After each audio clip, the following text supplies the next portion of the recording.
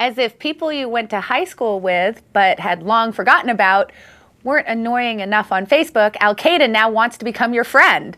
Join me today to discuss terrorist use of social media and more as cyberspy vigilante and terrorist hunter Shannen Rossmiller joins us. Also, actor Samm Levine is here to go over the year in movies with me. Don't move. It's the Annie Duke Show.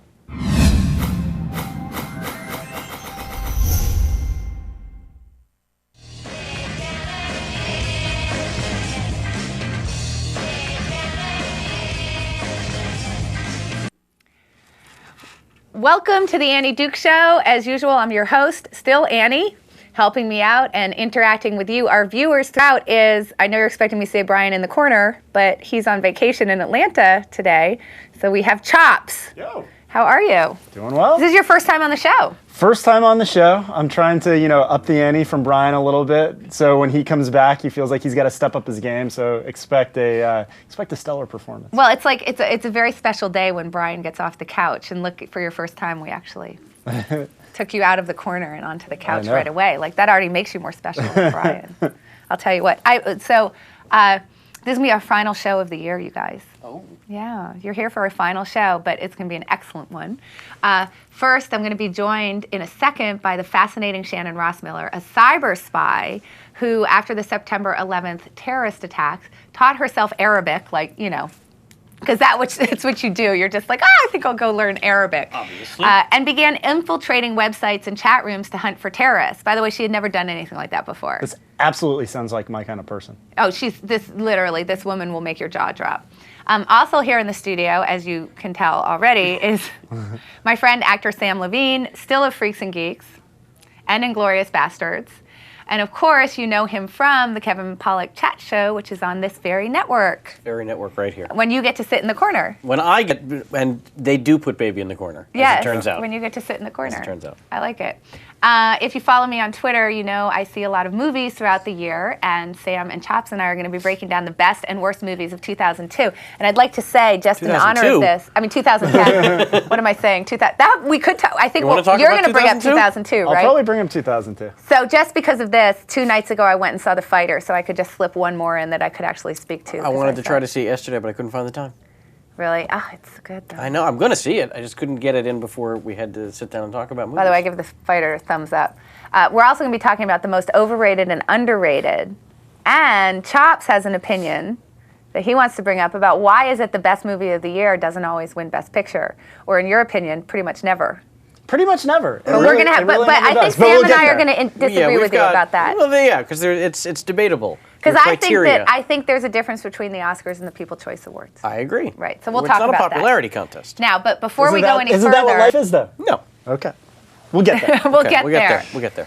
Before we go any further, Chops. Yes. Since you're my Brian today, by the way, I'm happy you don't have a mustache on. I'm happy yeah, to. November. Let me just say that. Can you tell our viewers how they can interact with us throughout the show? Yeah, absolutely. If you go to the thisweekend.com/live, in the chat box, type your question. I'll be monitoring, trying to pull out the best questions and just best comments. I imagine that we're going to have a lot on this show because first guest, like you said, is fascinating and everybody likes to talk movies. So yeah. Seems like a no-brainer. Hopefully. So I got to tell you, I can't wait to get to Shannon, which we're going to do in 1 second. But I'm a little bit shopped out because I have 4 children to shop for Christmas, and then of course all my family, and I can't forget about them. And I have literally been spending the last week because I also put a lot of thought into my presents. It's like, well, that's nice of you. It's hard, but I didn't forget about you guys because it's the holiday season. What is a holiday without a Santa Pez? Oh, you have to. So I got each of you a Santa Pez. Thank you. Oh, Annie. See? My little girl will love it. She had some Pez earlier today because she was being such a good girl. Right. It's great. I mean, by the way, it's a little creepy, right? Santa's head goes back and a thing pops out. I know. I got you some Mentos, but they're in the car. And you've eaten most of them. And it's 3/4 eaten, but the rest are all yours. Thank you so much. Well, thanks. I'm glad you thought of me. Love me some Santa Pez. I go a little crazy at Christmas, I've got a 9.5-foot real tree. It's completely decorated. Every year I come home with more ornaments, so every inch of the tree is complete. But my kids have now gotten my Christmas craziness, because when we're putting up the ornaments, they'll take each ornament out and they'll be like, oh, I remember this from when I was little. Like my 8-year-old. Like, you're still little. Yeah. They're like, this was my favorite when I was little, Mom. And they're They like don't say crying back over in the day, do they? They'll say, yes, actually, my kids weren't. If you knew my kids, you'd know they would. But they're like crying. They're like, oh, this is my favorite ornament. And then they'll have fights. Like, you can't put that ornament. That one's my favorite one. We got all the stockings up and all the garlands and everything. And Does each kid get the big gift? so they give me lists. So I try to make sure that they're each getting something, really big that they like. But then Santa comes, obviously. Right. Obviously. And does some of them. But so what I do generally, because I think that Santa surprises are better, is I generally will sort of send out their list by proxy, because all the relatives are always like, what should I get Maud, or what should I get Leo, or whatever. So I'll give them things off the list, and then Santa tends to be more creative than Okay. that. Nice. So Santa's a smart guy. Santa's a smart guy. He knows it's everything. a little. He knows what's going on. He definitely knows what's going on. Yeah, it's a little much. I have to say, though, I was very proud of myself this year. So when you guys Christmas shop, do you ever find yourself being like, I really like that, I'm going to buy that? I don't. Really? Yeah. Must be a girl thing. I think it's a girl thing. Yeah. My goal is to get in and get out as quickly as See, I think it's a girl I thing, am. because I find myself being like, I really like that. That would be really nice. I don't think anyone's going to buy it for me, because you have to get the guilt thing in. Right. Yeah. I don't think anyone's going to buy it. I'm just going to buy it. So today I was at a store getting something for someone in my family. I can't say, because my family actually watches my show. They may be the only people who watch my show, but they watch my show. So anyway, I was getting something for somebody in my family, and so I finally came. I was so good, though, because I've been shopping since the end of November, and I bought nothing for myself in any store until today. I bought this because I thought it goes so well with all my things. I bought this. Well, it's But see, very because nice. I have the yellow here and the red, and I thought, doesn't it match nicely? It does. It does, Looks right? great. Because I need more bracelets. Let me just say, I need. So, and by the way, I'm a floating head today. Because of the black background, I finally today I was getting dressed. I was like, I know I'm going to float, but I have nothing left in my closet that's not black. Yeah. So they're just going to have to deal the dark, with it. It's been a for the whole year of This Week in Poker. It's been a struggle for me too. I'm so much. Right. Find light clothing. Right. I don't have any. I have none. I didn't put my they just wardrobe need together to for the change internet. Exactly. So you can. It's like here's like, and that's it, because you can't see anything else. But whatever. I don't care. Today I didn't care. I think it's you look the Christmas great. season. I think you look great. I think these monitors are not as clear as everyone's I don't know. monitors at If I want to float in space, I can. It's the Christmas season. home. Yeah. Have some nog. Okay. Oh, wait, real quick. I want to wish Patty Duke a happy birthday while I'm sitting here with Annie Duke. You mean like Sean Astin? Sean Astin's mom, Mom. Patty Duke, is her birthday today.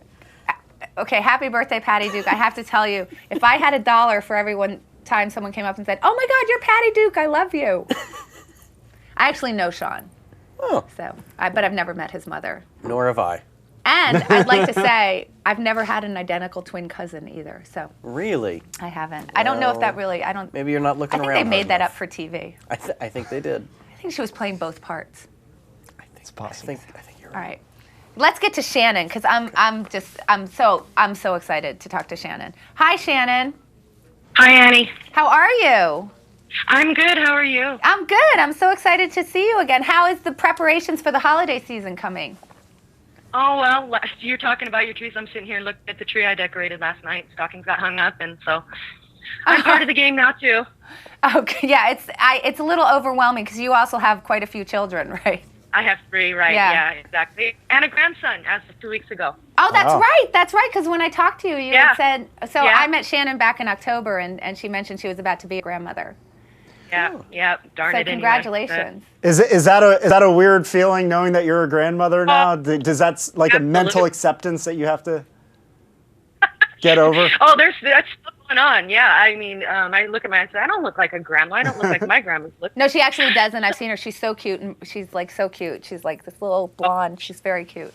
I like it though, because I think it's a better brand to be like the grandma spy. Yeah, I don't know what the grandkids are going to think of that, but They're gonna think Yeah. that they had the most kick-ass grandma ever. Let me tell you what, that's better than baking cookies every time they come. So let's get into why they're going to think you're so kick-ass, because I'm really excited about this. So, what do you call yourself? When I started this, there was never any intent for anything to be what it's become. But, and I've never, I've been called a cyber sleuth, a cyber spy, a net sleuth. I never really thought about calling myself anything, but I guess if I had to coin a term that I'm more comfortable with, I guess it would be cyberspy. That'd probably be a little more accurate. Right. Cyberspy, counter-terrorist. Yeah, counter-terror operative. That's another one that I'm comfortable with. Yeah. Call me something, I'd like it to kind of describe what I do. Right, yeah. So let's talk about how you got into this, because so you were never trained by the FBI, you're never at Quantico, nothing. So what were you doing prior to September 11th, 2001? Okay, yeah, well, my entire career has been in the law, over 20 years. Judge for years, and at the time of 11, I was still on the bench. And my position as a judge is primarily in a criminal court. And so when 9/11 happened, that very evening, I had an accident where I had fractured my pelvis. So I ended up laying in bed for several weeks, as you can imagine, the recovery for something like that. And if you remember back then, news and video footage, that's pretty much all that was on TV. So someone such as myself that was laid up really, as my dad told me later on, got indoctrinated by the events of 9/11. And, like I said, I never planned for any of this to happen. I just realized at certain points that I had different skill sets that seemed to work for what I was trying to do. And it's just kind of, what I do did not exist in 2001. It didn't exist in 2002. And it started to be formalized around 2003 and 2004. And I started that with the FBI. Okay, so you're in Montana. You're sitting on the bench. If I'm not mistaken, youngest woman ever to be appointed to the bench. Is that right? That's right. Okay, so not bad. Not too shabby. Right. You break your hip. You're now laid up right when September 11th happens. And, I was upset by the events of September 11th, but it never occurred to me, let me get on my computer and start trying to see if I can find some terrorists there. Right. So what made you just decide that this was going to be your course of action? Well, and then when I was laid up, I remember watching a news report where they talked about terrorist chatter on internet sites, and I remember kind of giggling to myself at the time. But I wrote down the website that they were referring to in the news piece, and so I went on the computer and I looked, and by God, that's what was happening. Of course, I didn't know Arabic or anything at the time, and so I purchased a pretty elaborate, language translation software program to kind of stumble through it first. And that's where, it really clicked. I was just fascinated because I've always been interested in, the macabre, dark side of things. I don't know why. And so it just, drew me in. And once I get more angry, when they talk about certain things. And so I decided I wanted to just try and talk to some of these people. So that's why I started learning Arabic. And so it was more out of curiosity as to sort of what would motivate these people to fly 2 planes into the World Trade Center, as opposed to, I'm going to become a cyber spy and I'm going to now start bringing down terrorist cells. Right. No, that's exactly right. At the time in 9/11, I was perfectly content with my career. It worked fine with my family. It fit in with my life. It was, there was an element of prestige to it. And so, I was fine with that. I had no reason to go looking for anything else. But 9/11 did for me, and being injured was just kind of like a threshold moment where my life changed. And I didn't realize that at the time what was happening to me, but all the different things that I had been interested in, serial killers, all these types of things throughout, growing up, they all kind of converged. And I realized I spotted different things in like a profile of these individuals that I could attack for vulnerability and, exploit for whatever I thought, they had to give. So, okay, so you get this translation software. And now how did you, so I'm just curious, because I don't think I would know how to find one. So you go on the internet. Obviously in 2001, it wasn't quite as user-friendly as it is now. But so how did you find where the chatter was happening, where the terrorist chatter was happening? Well, it started with that initial website. It was alneda.com, and they said that at the time that was the official Al Qaeda website, and so. And this was public knowledge. Like, there's an official Al Qaeda website. Like, people just know this. Right. Yeah. At the time, all the website notoriety and the issues of having them up or closing them down, that didn't really start until 2002 and 2000. So back then there were maybe, I'm going to guess, 500-600 sites. Some were propaganda, some were, good forums where you found different people talking about things. But what I really noticed early on was some of these individuals who were very prolific in what they were talking about on the websites, I'm starting to see these things materialize on the news, and it just blew me away. And that's when I realized I need to talk to, try and see if I can, get in with these guys and figure out what the heck's going on. And so that's really what started. It was kind of daring myself to see if I could. And so I stumbled along on the language translation software, and then from there decided to do this, that I was going to have to learn it. Oh, okay. So you're using the web translation software. You're interacting with them well enough to essentially, I assume at this point you're mostly listening to what they're saying. And what you find is, okay, as I'm listening to what they're saying, now I'm starting to see that this is actually materializing on the news. So at that point you made the decision that you should get more involved and start extracting information and informing somebody about what the chatter was. Yeah, I did, and one of the things I was noticing was that a lot of those characteristics, that are fundamental core with like a criminal profile, those were similar factor in the culture of the Middle East, and I realized that that what I do as a judge and what I've been interested in my entire life with criminal justice, to try and understand these people, because for the life of me I couldn't understand what kind of people would want to do something like this. So it was really just a whole coming together of my skill sets, interests, everything. And then what I realized, like I said, the first barometer I had was news confirmation. So from there I really just wanted to try and gauge how in depth it was that these guys were using the sites for. And as I got further in, it became, I had to, really tighten things up and say the things correctly I needed to say. So, but it became, kind of an obsession love. I just happened to have, I guess, the right makeup to try and take these on. I didn't know at the time the government wasn't doing this. I was blown away when I first found that out. So from there, then I really decided, okay, well, then they need to learn how to do this, or what can I do to help with that? So that was really. So just let me go back to what you just touched on, because so here you are, you're still on the bench, you have another job, you're raising a family, you somehow find time to learn Arabic, which I find astonishing, because it seems like I could take my whole rest of my life and not learn Arabic. So I assume you have a facility for languages. I'm still learning, and I don't. So I assume since you're sitting on the bench and you're raising a family, you must be doing this in the middle of the night.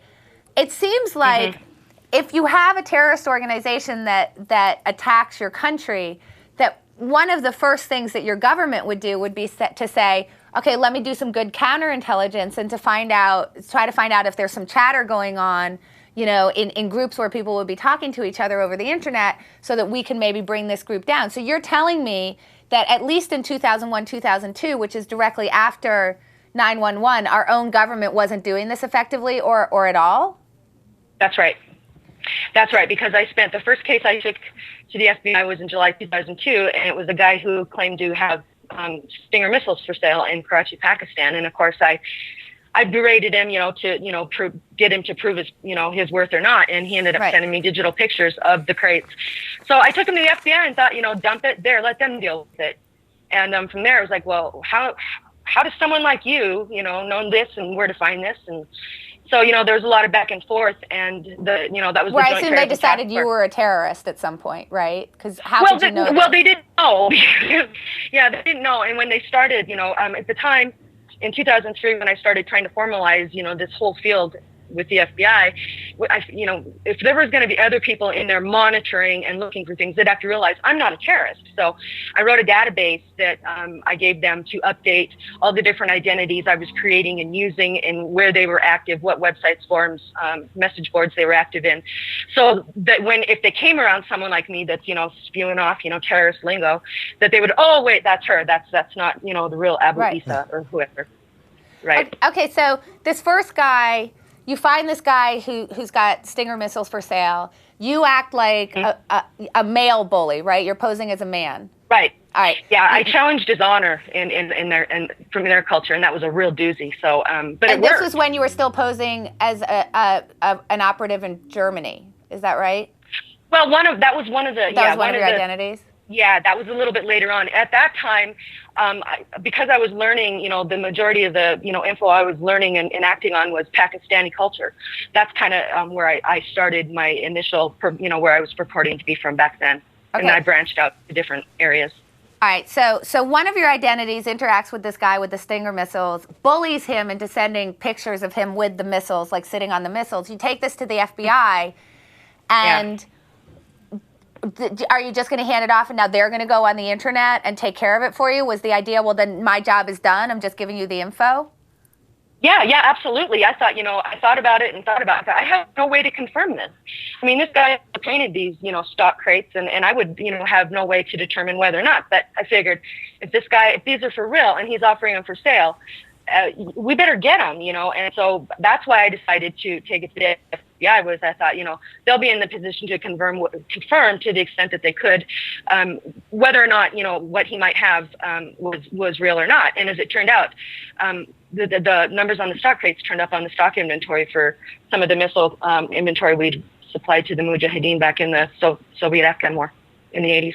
Okay, so what was the FBI office helpful to you, though? Were they able to just go on the internet and confirm what was going on? Yeah, no. And that was another thing. I didn't realize at the time that they weren't allowed to be on the internet. They, of course, had their FBI intranet. And so they put me in touch. Yeah, no, this is true. Don't you guys feel safe now?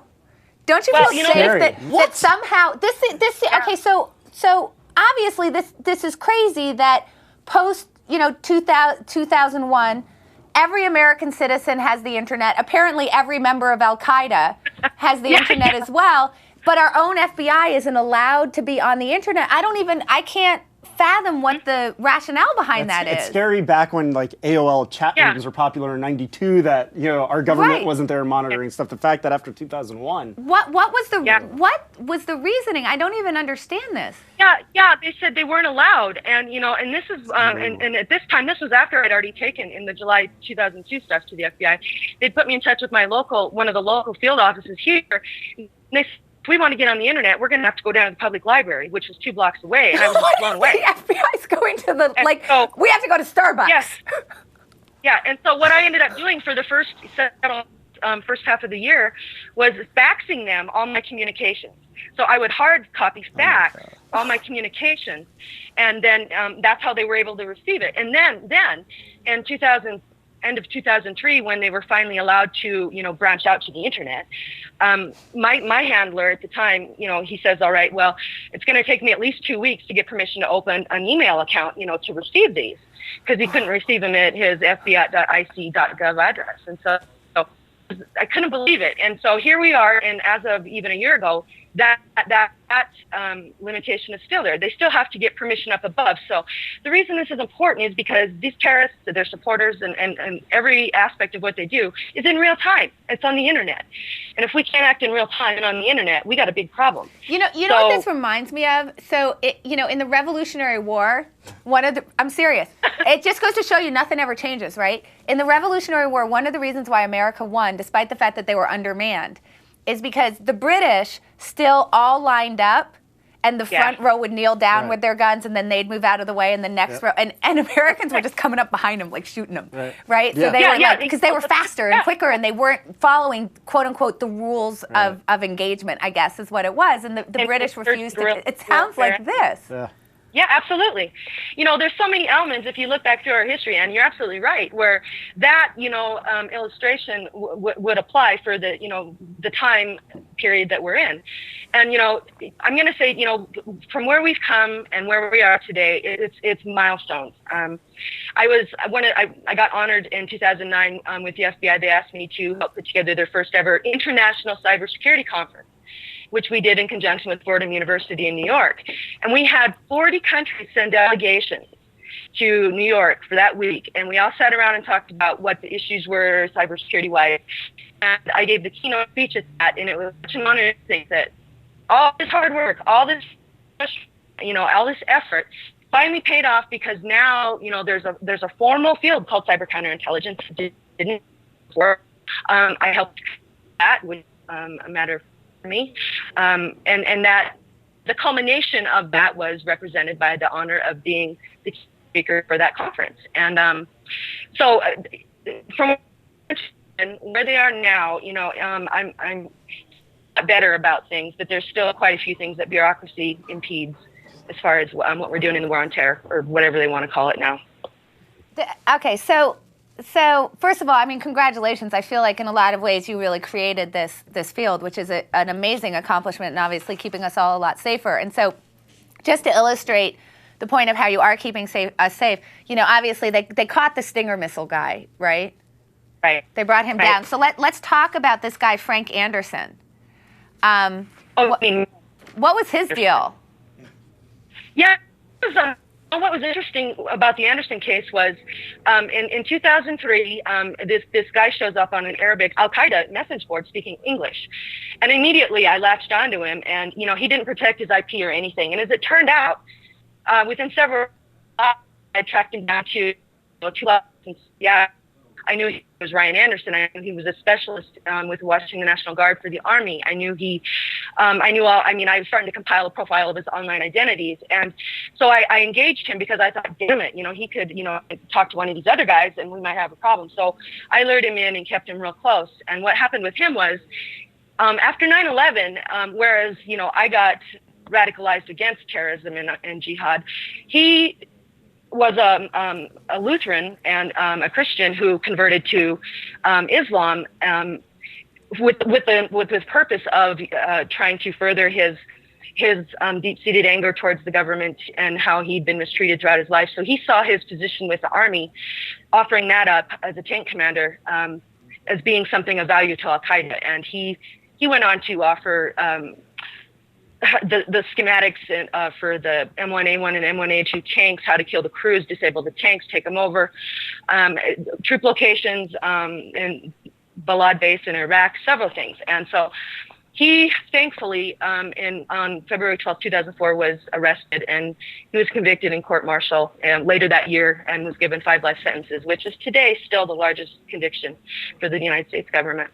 I mean, this is... It's so crazy. So I want to talk more about Anderson. So we're just going to have our tech people call you right back, just to try to get a slightly better connection. So that's going to take like 2 seconds. So we're going to talk here. So we're just going to take one small break. But so how would you have felt if back in 2001 you knew that the FBI didn't have the internet? Scary. Bad? I would have felt bad. Right, like I would have felt like, why am I not Canadian bad? Like you were probably thinking, well, obviously the FBI has the internet. Right. Well, it definitely speaks. I'm coming at this from the perspective as I love America and I hate Al-Qaeda. Most people love America and hate Al-Qaeda. Right. I am as red-blooded of an American and a defender of everything. This scares the hell out of me. Doesn't it? I mean, it's Don't like it. Like how incumbent. I mean, it's just. I find it mind-boggling. I think we have Shannon back already. So. I'm back. Yeah. So Shannon. So Anderson is offering up. Now think about how scary this is. So first of all, I mean, speaking of Joe Navarro, right? Because we had a guy named Joe Navarro on a few weeks ago, and he's an amazing FBI interrogator. And I would love to ask him, and I don't know if maybe you know, I assume that this guy, in order to become a tank commander in the U.S. Army, had to go through psychological screening. He absolutely So did. how do you miss this? Okay, well, first of all, you got to understand that someone like him, an individual, and then, 2 years later, I found another individual just like him. What they're able to do, and which is the same thing we saw with Major Hassan in Fort Hood, is they have that narcissistic kind of, solid, without a conscience, profile that allows them to mask the things that, the way our psychological screening for classified, status, top secret, whatever, is granted. And Anderson passed all of those. He really did. And, when it came time to, when the FBI handed the case over to the Army, it was, his unit in Washington was set to deploy 4 days later. And I didn't realize until later that year at the court-martial what a devastating impact his, betrayal and deception had caused. I mean, they were, not even, willing to trust within their own ranks, but you can't blame them. But that goes to show you how close like a tank commanding, crew is, a crew of 4 for each tank with a battalion of and so he was going to sell out his crew and sell the schematics for the tanks so that Al-Qaeda would know exactly where you were supposed to hit the tank with the artillery in order to blow it up. Disable the tanks, take them over, and kill the crew. And that's what he wanted. Those are his words. Okay, so now what I find interesting is, okay, so they get him 4 days before he's going to deploy, right? So this is like close call, right? Mm-hmm. I assume that our own government, where he was a commander in the Army, had no idea this was going on. So you're the one who informs them of it. And now, obviously, this has to go to court-martial. Right. And now, what happens during the court-martial? Well, it was it illustrated what, going back to when I started this, there wasn't a protocol in place for what happened between a private citizen, contacting the government to the FBI, Department of Justice, then incorporating Army CID, and then, all of the things that fall into that. And so we had, 5 different, units with their hands in the pies, and nobody knew what to do. And so, it was real frustrating from my perspective, because as a judge, I expect, the government, defense, whatever, get your case prepared. Don't bring it to me till it's prepared. But we got there. And but it was a comedy of errors in a lot of ways. But at the same time, it was an important case because nothing like this had happened since, World War II. So, when something doesn't exist and you don't have anything for reference that you can rely on, you're creating it off the hip, and that's what we did. But, it worked. He was convicted. Well, and what was his sentence? He was given 5 life sentences. Well, that's good. Good. At least they got that right. At least they got that right. But I feel like the government got something wrong, and I want to ask you about this. During the process of this trial with Anderson, they out you, right? Yes, they did. What I mean, now you're, pretending to be different people. Obviously, living up in Montana at the time, pretending to be different people, infiltrating these sites. You've already brought down, one guy as a Stinger missile. You're posing as all these terrorists. I assume that secrecy and anonymity is probably pretty important. I'm just guessing. I mean, not being an expert. Yeah. Right. What happened was. So what is the government thinking? I mean, wouldn't they see you as a more valuable tool, keeping you anonymous than outing you in obviously what's a historic case, because nothing like it has happened since World War II? Right. They didn't think that my concerns about privacy and, protecting the undercover identities was an issue. So, they didn't think that having the internet was important? Well, that was my argument. I mean, I raised holy hell and fought it. But, eventually what happened was the agreement I had with the FBI, the Army was not bound to honor, because even though, we're the same government, they operate under the Uniform Rules of Code of Military Justice, and rules of evidence differ, and a military prosecution is not the same as a civilian criminal prosecution. So those things that I had ironed out with the FBI were not honored, and they were not enforceable by the Army. So I woke up one morning when I was in my seclusion out there to see everything printed in the newspaper, and I was livid. And then doesn't this put you and your family in danger? It did. It absolutely did. I mean, they blew an ongoing case that had been, one of the identities I'd used in the Anderson case. They blew an ongoing 18-month case that was ongoing at that time with the FBI, and those individuals were from the Global Islamic Media Front up in Toronto, Canada, and the threats started coming in that night to my court, to my home. I was livid. I didn't even know what to do. They secluded me. They took my cell phone. I had no means of communication until I deceived them and grabbed my cell phone and went to the bathroom and called my FBI guy, who sent Seattle FBI down to the Fort Lewis to iron things out. It was a mess. This is so crazy. So look, we have a question from someone who's watching the show who wants to know: did you rotate or mask your IP address, or did you get a proxy from the Middle East? Okay. I always rotate and proxy my addresses. What I do, I won't go, obviously, online. I mean, I won't speak publicly about how I do it because I don't use commercial software. Right. I use software that has been written for me, which has been I think one of my saviors, because I haven't been penetrated yet. And so the program that I had my friend and colleague write for me many years ago, it defaults into Germany if anything ever goes wrong, never to Montana. Right. So had the government, just acted with common damn sense, my life I could have, you wouldn't know who I am. And that's the way I wanted it to be, but that's not the way it happened. And so I just had to pick up the pieces and figure out where to go from here, because I knew what I was doing was important, but I'm not a quitter. So aside, I mean, obviously you said people started sending you threats at that point, but did anybody actually make an attempt? Yep. Yeah, that came actually. Thanks, government. Wow. Yeah, exactly. Well, and that wasn't the first time. There was actually 4 attempts. They all came from the Canadian border. So when we're talking about securing the southern border, yeah, we need to do it. But, these guys came over in a rental truck, 4 of them, with GPS and using the back roads, which in Montana, Annie, you might remember, you can, gravel road separates us. There's no border. Yeah. I mean, it's fictitious. And so that's what happened. And the only thing that saved me was in their attempt to use back roads to get from into British Columbia, into Alberta, into Montana, was they navigated the gravel roads wrong, flipped the truck. 2 of them were injured severely. And anyway, when law enforcement came to, the system, the accident, they found an amazing amount of things, that disassembled weapons hidden. They had GPS, my court, my home map, everything configured in. So if not for a lucky rollover, basically. Yes, exactly. Just. They would have got to Conrad. So, yeah, I mean, for whatever reason, they didn't get here. And after that, things really stepped up as far as security, FBI.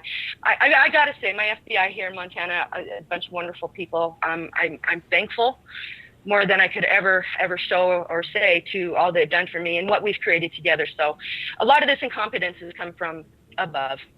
It's just so crazy. So we only have a few more minutes, so I just want to quickly go over 2 more cases. Can you just tell us about Michael Reynolds? I mean, the reason why I'm saying this is you've brought down, obviously, a lot of people who are Arabic. And that's sort of what we would think about as a terrorist. But there's lots of methods for people to be radicalized. I'm trying to find the list. There's a lot of methods for people to be radicalized on the internet, just Americans to be radicalized, including a game called like Kill Bush or something, like a video game, right? Oh, yeah. That's pretty crazy. Yeah, first shooter game. Yeah. So I mean, the Anderson case really fascinates me because he was American, and then obviously this guy Reynolds, who's American. So can you tell us what happened with him? Well, with Reynolds, it was almost the same type of thing. Another guy who, everybody in his life, work, family, government, has all denied him his importance. And he decided when he was down in Thailand that he wanted to get together, his own group, Muslim, Al-Qaeda supporters, and attack oil infrastructure, energy infrastructure here in the United States. So again, he showed up in a message board talking English, looking to contact Al-Qaeda. And so I grabbed him, pulled him in. And as it turned out, he had already set up elaborate plans on how to blow up the Alaska pipeline, Eastern Continental Pipeline on the East Coast, a refinery in Texas and in Wyoming. And he had already set in motion and picked out the propane trucks that he was going to strategically plant and simultaneously use to blow up the pipelines and the refineries. And he was arrested out of Pocatello, Idaho, just about 50 miles from the Opal refinery, which was going to be the start of the attacks. And so he was also convicted, second largest conviction for the government, and he got 30 years, and that was in 2007. Seems like you should get more than 30 years for trying to blow up the Alaska pipeline. You would think. Yeah. That seems like a pretty light sentence. Now, have you ever, I mean, it's pretty crazy. I mean, he basically was going to attack the pipeline, which does the crude oil, and then the transcontinental pipeline, just so people know it's gas, right? Yes. And then a couple refineries. Has there ever been a case where you warned the government about someone, they didn't listen, and then there was an attack? Yeah. One of the most hard first learned things about what you're asking is what happened on May 12, 2003. Okay, since we entered Iraq and everything, you hear about car bombings, and we've also, almost kind of become desensitized because they happen all the time. But back then, we had been working, communicating with individuals within a couple different groups that were learning how to coordinate by using cell phone bombs as detonators at the time to simultaneously detonate up to 3 to 4 different devices at the same time within a certain location. And as that information kept rolling in and coming in, it was looking like that we had actually determined by May 8th, 2003, there was going to be attacks. They were going to be in the kingdom. They were going to be in Riyadh, and they were going to focus on Western interests. Okay. Now, granted, that's not, specific enough, but I'll tell you what, in Riyadh, Saudi Arabia, if you can't figure out what the Western interests are, you have a big problem. Right. So 4 days later, on May 12th, I had just gotten home from work, and I sat down, and the Fox News gong came on, and there was a reporting of a car bomb in Riyadh. And as it turned out, 34 were killed, more than 100 injured, and they targeted Western housing complexes within the kingdom. Now, I was just devastated because, one of the reasons I started doing this was, to me, it doesn't matter where you live in this world. You shouldn't have to die. Right. I mean, at the hands of terrorism or anything like that. And so, even though that was over there in the kingdom, I was just devastated because we had enough that had the information been properly channeled and properly made it outside of the FBI into the embassies and State Department like it should have been, maybe those people wouldn't have died. But then 4 days later in Casablanca, they hit again, killing 20 and injuring more than 100 in that one as well. And after that, I just was really just beyond angry. I mean, that's more than like when you tell your kids, "I told you so," right? Like, yeah, it's a bit. I mean, it's a bit extreme. You learn from the government. They're going to come up with all these, bureaucratic doublespeak, and I tune them out and tell them where to go. Yeah. It's ridiculous. Don't tell me that crap. I know exactly what's going on. So right. It's such a interesting tale of obviously like perseverance on your part, but then just this. What feels like, obviously I know that you love your handlers in Montana, but it just feels like a lot of kind of just incompetence and not forward thinking and not keeping up with technology. And, because my understanding is that at this point, you can just go on Facebook and find Al Qaeda and have a nice little conversation there, and they're friending you there, right? Well, you can. You're going to start out, at the top layers where you're going to find, a lot of supporters. It takes a while to figure out, which ones are individuals that go beyond just, supporting and propaganda. And so, but the one thing I've done over the years is I've constantly maintained that, I follow the trend. I follow their trend. Right. Because to this day, believe it or not, the United States government refer to ourselves as the most mighty military in the world. So be it.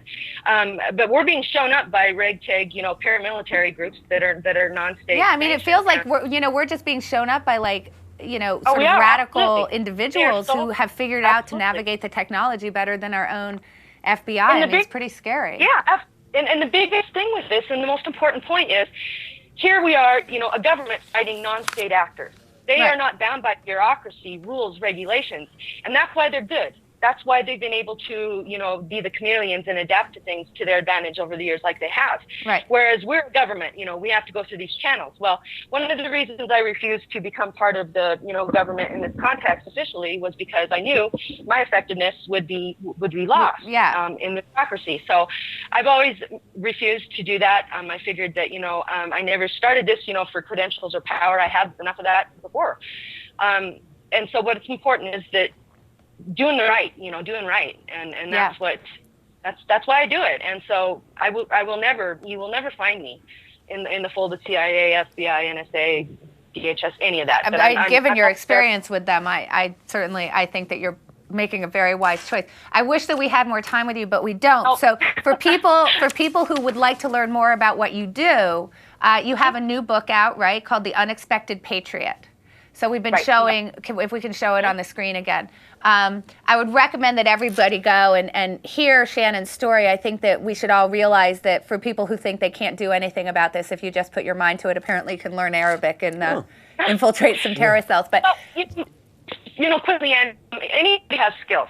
Well, I didn't know that the skill sets I had at the time had anything to offer other than, I was kind of weird and unique. But most people won't realize that till they look and see, oh, I can do that aspect of that. And so we need to have more of that. That's one of the things I'm working on building is that kind of concept. So, well, it's such a remarkable story. And I know that I just like to thank you for that, for keeping us safe, and hopefully preventing.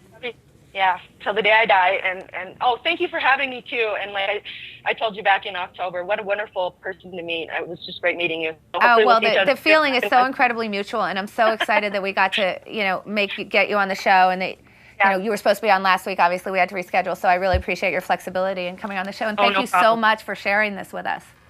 Well, thank you, and just let's not all get complacent and continue to fight the fight. Yeah, no, for sure. Thank you so much. you. Thank you. I feel like last week, we were talking about WikiLeaks. Right. And, do you want transparency of all government documents? And I got to say, there's a value to secrecy. I just want to point that out because, I don't think we should have transparency. It's a topic from last week. But still, what's amazing about her is, aside from the fact that she just decided to do this. I'm right. That's so crazy. Like, all of us were moved by this, and look what she did. I know. She not only did she learn Arabic, but she had, this is, I would imagine, like a 100% dominated male world that she's stepping into. And she was actually pretending to be a male, like her identity. So she had to figure that out too, figure out the culture, figure out how to push the buttons, and so it wasn't like she was just learning Arabic and pretend, but she had to pretend she had to become other people. Right. It's amazing. And by the way, how heartbreaking must it be to go and tell the government, look, this thing is going to happen. There's a bomber. They're going to target, certain things, and then nothing to be done about it. And boom, all of 34 people later or whatever, and you realize that even though you warned them in advance, like nothing happened. Well, I think James Woods had that happen, right? Yeah, wasn't he on one of the? He was on one of the flights. The flights a couple days before 9/11, like the scout flights. Oh, one of the scout flights, and he warned somebody. And he noticed a couple guys were acting weird, and he did. He called the FBI, told them the seat numbers that these guys were in, and everything. Said, I don't know, you really might want to look into it. And I think actually one of them was Atta too. If I recall hearing the story, it was Muhammad Atta. It's just it's so crazy when you hear this stuff, and to hear about the Americans who get radicalized. You just sort of feel like, well, an American obviously is not going to. But some of the biggest things that she's brought down, because obviously Americans are already in America, so I think that when you can radicalize an American, it's going to be more effective. But to have a tank commander selling the blueprints to a tank, it's just cripes. Thank God for Shannon. Anyway. Yeah. So we're going to talk about something lighthearted now. Oh, boy. By the way, I just want to say I pride myself on segues, right? I really do. I segue pretty well from the interview usually to the topic. Well, speaking of James Woods, that actor. I was thinking, speaking of spies, did anybody see The American? Because I was like, how do you segue from that? I mean, it's so incredibly remarkable. But I really do mean it. Like, I think that I could spend the rest of my life trying to, learn Arabic enough to fool an Arabic-speaking individual. I don't think I'd be successful. Like, I'll just go learn Arabic. That's good. I'll just go. By the way, I don't know if they'll be able to see it, but this is the Stinger missile guy. Oh, dear. He looks like, can you see it? The Stinger missile guy. It's just, it's so scary. All right, so listen, I want to talk movies because it's the end of the year, and, this is when all of the movies come out. And, I'm always pretty annoyed with the Oscars and What are you annoyed about? Well, because I feel like and you can tell, obviously you're a Hollywood insider. I am. I got my finger on the pulse. Let's all remember that Sam starred in one of the best movies of last year, Inglourious Basterds. Oh, thank you. Let's all remember that. Never forget. Never forget. That's like a never surrender, never whatever from Galaxy Quest, which, by the way, should have won Best Picture. That's the greatest movie ever. Let me just say that. No, this is the thing. I feel like there's such heavy campaigns by the studios that the Oscars really aren't necessarily, but I think that we have a different argument. The Oscars aren't necessarily about the best picture. It's about what's the best picture that had the most money behind it campaigning. Yes and no. Famously in 1998, when Shakespeare in Love beat Saving Private Ryan, everyone cried foul that Harvey Weinstein had just bought it. And that is up there. That resonates with a lot of people. For me personally, when Crash beat Brokeback Mountain in 2005. Yeah, by the way, no offense to my good friend Don, but Brokeback Mountain was a great movie. Yeah. And it's rewatchable. Yes, it is. It's not rewatchable. Yeah, and it really I'm not is. taking this. It totally I'm not taking is. this from like the I on the rewatched it on Logo last week with commercials and all. Okay, so let's start here because you obviously have a different idea. Before we get into historically, I'm going to tell you, now I haven't seen, there's a couple movies I haven't seen, so I just want to say, I haven't seen The King's Speech, which I know is supposed to be great. Nor have I. I did not see The Prophet, which I also know is supposed to be amazing, but I didn't see it. And obviously none of us have seen True Grit yet, so we can't really speak about that, which, the Coen brothers usually don't disappoint, particularly when it stars Matt Damon and Jeff Bridges. I'm assuming it's going to be great. But I'm going to tell you what I personally think the best movies are of the year, and maybe you're going to disagree with me because I think you have a different idea. I have a different take on what So first of all, 127 Hours I think is just an amazing piece of movie making because you have a guy who's standing in one place and you're just fascinated the whole movie, and I think that really at least deserves best director, just because of what. How about actor? No, not actor, but best. Interesting. No, I agree, but best director because of the fact that he made basically a one location. Obviously, there's a little bit at the beginning, but a one location movie so incredibly fascinating. So 127 Hours for me is a big one. Black Swan, which I think really grows on you. You have seen that? I have seen that, and it's amazing. I saw it. No, see, I felt that way when this is a hallmark of, I think, a good movie for me. When I walked out of the movie theater, I felt the same way you did. I was like, yes and no, because it's a tough movie to watch, as are all of Aronofsky's movies, right? So I was like, yes and no, because it was a little hard to watch. It was difficult. But then as time has gone on, it's grown on me a lot, and I think that's a hallmark of a very good movie. I think. For Black Swan, dare I say, I think it resonates far more with women than it does men because it's very body image, perfection, and these are things that I know, especially young women today in this horrible culture, are obsessed with. And by the way, Natalie Portman was so fat in that movie. Oh my God, she needs to stop eating so much. So I think I agree with you. But it's a difficult movie to watch, but as time has gone on, it's actually grown on me more and more. I think as the sort of emotion that it was bringing up in me for a lot of the reasons that you say. I think, when you think about like Requiem for a Dream, may I never see that movie again, but boy, I'm glad I did. The ultimate date movie, Requiem for a Dream. No, that would be, by the way, because you have to comfort the girl afterwards. I'll tell you what. Yeah, between that and The Company of Men, two movies you never want to take a girl to. No. The Company of Men, they're like, you're a bastard. Wow. Just like everybody. So here's a movie that I think most people probably didn't see because it wasn't a big box office hit, but it's high on my list is The American. Oh, I thought you were going to say The Kids Are All Right. No, I love The Kids Are All Right. No, that's on my list DVR as well. That. What do you think? Good one? Should see it. It's absolutely. Good. It's great. Kids Are All Right is a good movie. The Kids Are All Right is great. No, it's The American, which starred George Clooney. I think that they tried to sell it as an action film, which it's not. It's got a very European feel. Right. Very slow movie, just about someone who's been an agent who seems to be somewhat freelance for different people, ex-CIA person, but whatever. He wants to get out of the business, and we all know that's hard. But it's a really beautiful performance by Clooney, and I think really shows his range as an actor, and I loved it. Solitary Man, which is another one I don't think people saw. I did not see that one. Michael Douglas, which I would recommend everybody go and rent. It's a very good performance by Michael Douglas, and I have to say I hate Wall Street, so it's not because I like Michael Douglas. The Social Network for me was up there. Then there's a couple weird ones on my list. So I've got Kick-Ass, which I thought was great. Heard great things. Yeah, fantastic. Violent, but great. And then Hot Tub Time Machine, which is one of my, I love that movie. But, I grew up in the 80s. I'm going to have to call that one a guilty pleasure for you. You can call it a guilty pleasure, but this is now, see, this is where I agree with Chops, which is I think there's something to be said for the movie that's just great, that you would watch 17 million times, and I feel like... And that's a great movie. Yeah. Maybe not be like, technically all the aspects a best picture, but, this is something that, we were talking about earlier.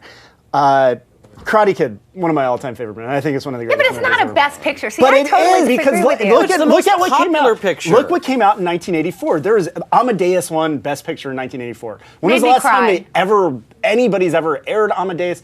When's the last time anybody's ever talked about Amadeus? No. Karate Kid's a movie with. I talked about Amadeus because I always talk about the fact that Tom Holtz did nothing afterwards. You never saw him again. Parenthood, that's true. But actually, the Amadeus made me cry. I loved Amadeus. Amadeus is a beautiful movie, and I think beautiful piece of movie making. You might have a misunderstanding of what the Academy calls the Best Picture, and what we were talking about, like the People's Choice Awards for like, hey, it's fun, or an MTV movie. Or the People's Choice Awards are usually like for like retarded people because they usually pick horrible movies. Like it's not the People's Choice Awards is different than like what is a movie that people love. If you're talking about that you're going to pick Best Picture by what's the most rewatchable and what airs on HBO, you're really talking about the People's Choice. Whereas I think that it's fair to say There's like those horrible, what are those paintings like that's always of golf people with the pastel that you see in every window in Vegas, Lehman or something like that? Crap, right? So, but everybody loves them and they're all over Las Vegas and people buy them over and over and over again. And it's a big business for the person who's painting that. But I think we can agree that that's not the best artist in the world. No. And art is not necessarily accessible to every single person. People kind of come to it, right? So, because if we did that, then Cubism wouldn't be very good because people didn't like it. Right. Right?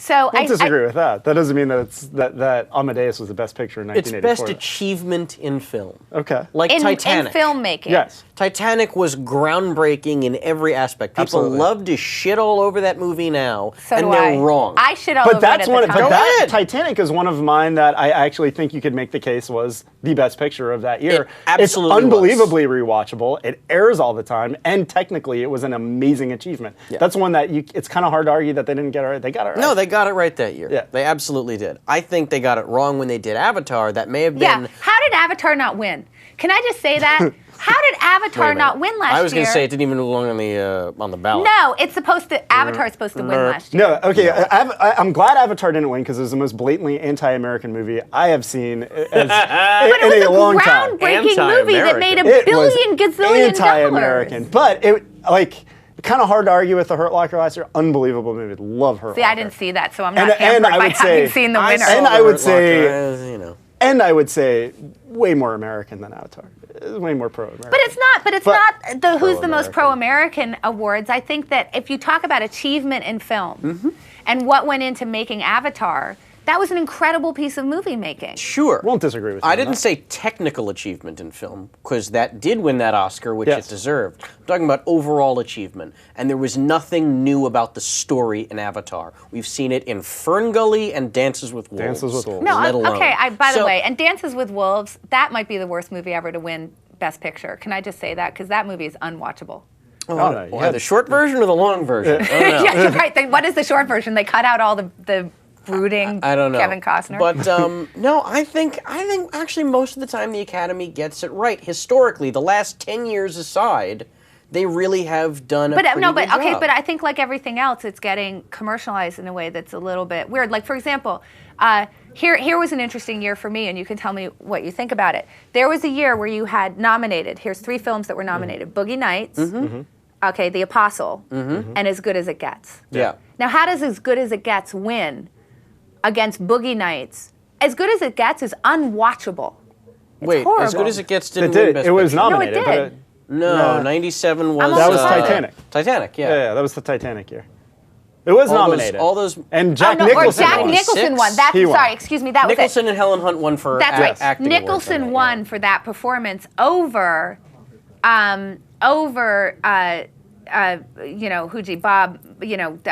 sorry, I'm just blanking, the star of Apostle. Oh, Robert Duvall. Robert Duvall, yeah. Right. So you watch Robert Duvall carry a whole film with one of the most charismatic characters that you're ever going to see in a movie, right? And by the way, that movie's very rewatchable. Let me just say that. Okay, incredible performance. And then you had Jack Nicholson being Jack Nicholson for I didn't even understand what that was. Well, no, now we're in a whole different argument, which is to an acting award.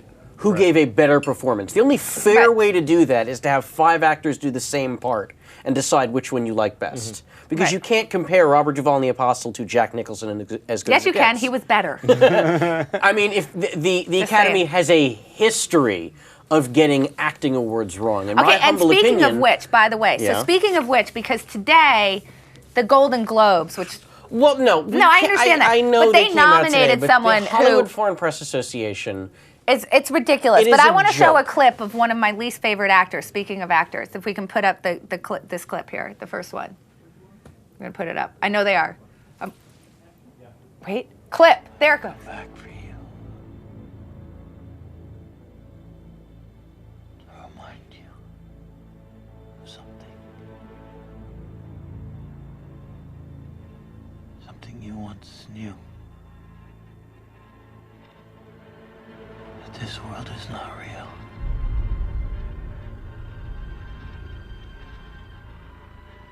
To convince me to honor our arrangement.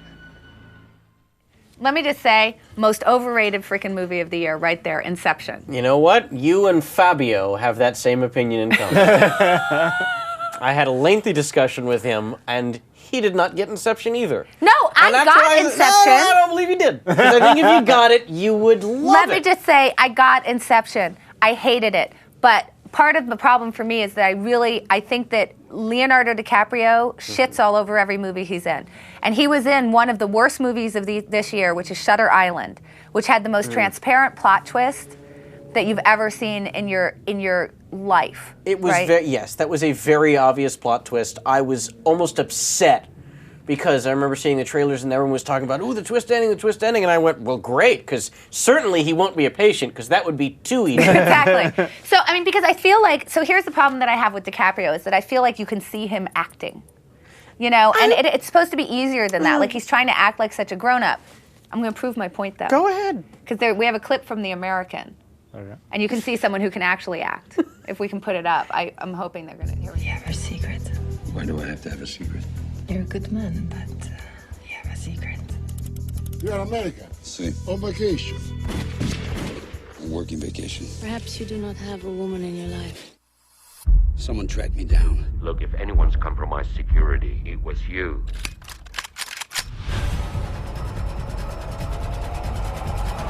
George Clooney. What side are you on? The American. I mean, because here's the thing. Clooney's a much better actor than DiCaprio. And honestly, who would subjective. Who would you rather have sex with? Three-way chops. Yeah, me and Sam will double team. We're going to double team them both. Yeah. It's going to be really an interesting Christmas. Hanging out with Clooney sounds great. This is actually, while we're talking about acting, this is something that came in on the chat log from David973, and Sam is an actor. You might be able to answer this. The acting award. Is it best acting or who's due? Does it feel like a more lot who's of due? due. Right? It's a popularity contest. When Julia Roberts won Best Actress over Ellen for Erin Brockovich, over Ellen Burstyn and her performance in Requiem for a Dream. That's right. That's which when was I went, painful. You felt well, it. this is horseshit. Right. You know what did it for me? I think I called horseshit earlier, which was when Pacino, who, let's be fair, deserved to win for either of the Godfathers. He deserved to win for Dog Day Afternoon. He deserved to win for Panic in Needle Park. There were all these incredibly deserving performances where he got passed over. And then he actually won for Hoo Ha! Scent of a Woman. Scent of a Woman, which was a terrible performance. It was completely over the top. And I believe it's the reason why he screamed in every role afterwards, because he was like, screw it. Maybe. If you're not gonna award me for subtlety, then I'm just going to be over the top in a caricature of myself. They did the same thing with Russell Crowe. They meant to give it to him for Michael Mann's The Insider, but instead gave it to him for Gladiator. Which he was great in, though. I know you got a thing was against that a Best Actor Oscar worthy? For that year, I would say that it was Tom Hanks, because you talk about, like, with James Franco and carrying a movie. Tom Hanks had to carry he did a very good. I didn't like Castaway that much, but he did really. It was a great performance. But, Russell Crowe was a close second that year, in my opinion. I thought that was an amazing performance he gave. That was not an easy thing to pull off. Raging Bull losing to Ordinary People? Sure. Yeah, by the way, that's completely crazy. Yes, Ordinary People does not hold up. No, it does not hold up. It does not hold up. It's really boring. And Raging Bull, still, I could watch every second of that every movie. Second of that right? movie is captivating. I want to just wrap, by the way. I want to get your picks for the worst movie of the year. What's your pick for the worst movie of the year? If I've seen more. Given that I've seen such a small amount of movies this year, I'll say MacGruber. That was really bad. I forgot about that one. Yes. That was so painfully bad, and I had such high hopes for it. And it was one of those things where I was watching the screen just like this. Yeah. What was yours? Legion, I'm going to say. Legion was also bad. I called that worst plot along with Wolfman. It's not good. I said that had the worst plot along with Wolfman, but the worst movie of the year for me, Skyline. I haven't seen it, so I don't want to criticize it. Okay, we're going to wrap with a clip from Skyline so you can see why it's so bad. Okay.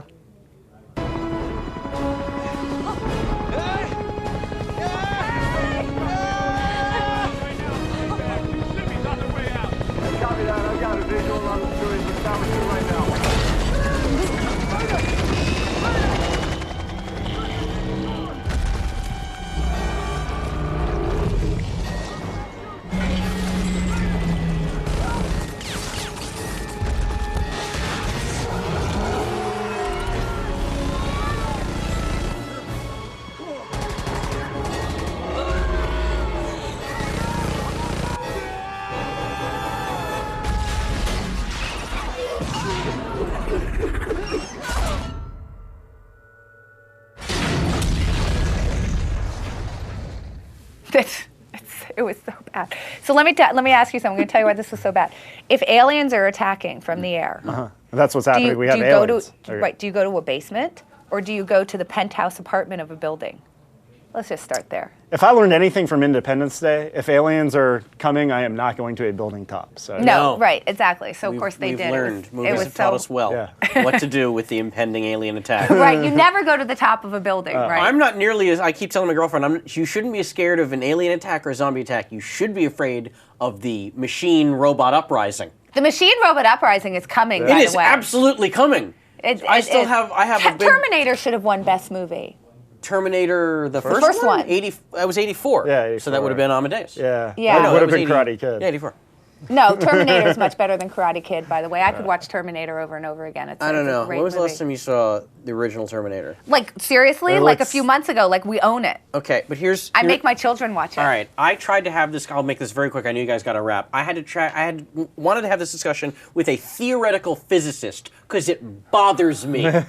How can John Connor send back the man to the past to knock up his mother to have him? That is an impossible time loop. No, that's not true, because it loops perfectly. It always has to loop. It has to happen one time without it, though. It has to happen one time.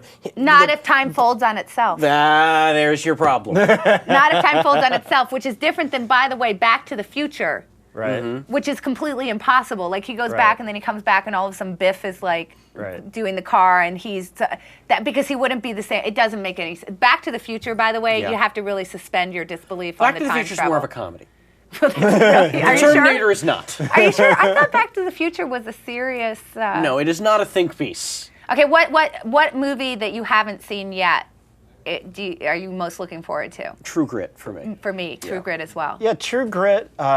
Definitely, just because obviously the players that are involved haven't really let us down very much. Yeah. So that one, but the 127 hours, just because the concept of it is something that and to see somebody be able to carry a movie like that, I'm really interested. Okay, so I want to hear, because obviously you're gonna have different answers. What do you think is gonna win Best Picture? Ooh, I mean, I haven't seen so many of the films, but I would not be surprised if it were The Town or Social Network or True Grit. Okay, maybe True Grit. The Town wasn't well enough received, I don't think. I mean, in terms of box office. Box office. That matters to the Oscars. No, it doesn't. Yes, Hurt Locker. No, it doesn't. Hurt Locker was Hurt Locker tanked. When they want to see fancy, I guess that's true. No, I wouldn't be surprised. What do you think is going to win? It feels like just the pulse of everything and what's going on with society right now, and because it was a good movie, that Social Network makes a lot of sense. Yeah. But you never know. You never know what the Weinsteins are going to do to screw over Saving Private Ryan type movie. Well, I thought the Social Network was definitely a deserving movie. I think Natalie Portman's going to win for Black Swan. No, Best Swan. You were correct. Best Swan. It's the best one I've ever seen. Time. Black Swan. I don't think there's any question that she's going to win for Black Swan. No, for Best Director, I think is going to be Danny Boyle. I really do, for 127 hours, because he was standing in one spot. Right. But I think you're right. I think the Social Network or True Grit, which I haven't seen yet. But there's a movie which I don't think any of us have seen, though, that everybody's talking about, which is The King's Speech, which I hear people are saying. That's Colin Firth. Well, I guess they're saying he's a shoo-in for Best Actor on that. Right, but I think Best Picture is going to be Social Network. He's like the male down Judi Dench, where yes. like it's just like enough, okay, like I get it, you're all right. Although I would like to say I'm gonna wrap till 2011 in 1 second, but I do want to say that I never have to ever watch one more second of A Single Man again in my whole life.